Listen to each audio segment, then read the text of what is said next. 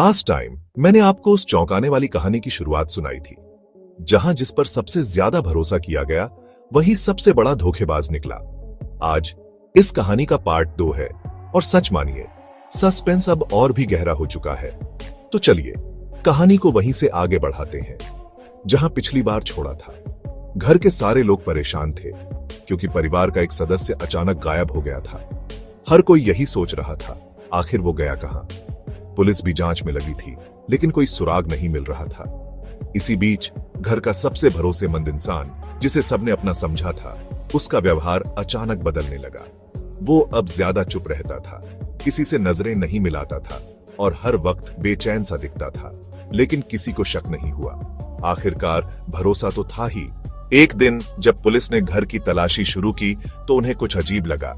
घर के एक हिस्से में जमीन थोड़ी सी नई खुदी हुई थी। पुलिस ने जैसे ही खुदाई शुरू की, सबके होश उड़ गए। वहां उसी लापता सदस्य का शव मिला, घर के अंदर जमीन में गाड़ा हुआ। सोचिए, घर की दीवारों के बीच एक ऐसा राज छुपा था जिसकी किसी ने कल्पना भी नहीं की थी। अब सवाल यह था, आखिर यह सब किया किसने? पुलिस ने जब शक के घेरे में सबसे भरोसेमंद इंसान को लिया तो उसकी घबराहट और बढ़ गई। पूछताछ में उसने अपना जुर्म कबूल कर लिया। वजह? पैसों का लालच, आपसी मनमुटाव।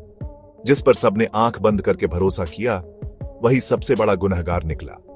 यह कहानी हमें क्या सिखाती है? कभी कभी सबसे बड़ा धोखा वहीं से मिलता है जहां सबसे ज्यादा भरोसा किया जाता है।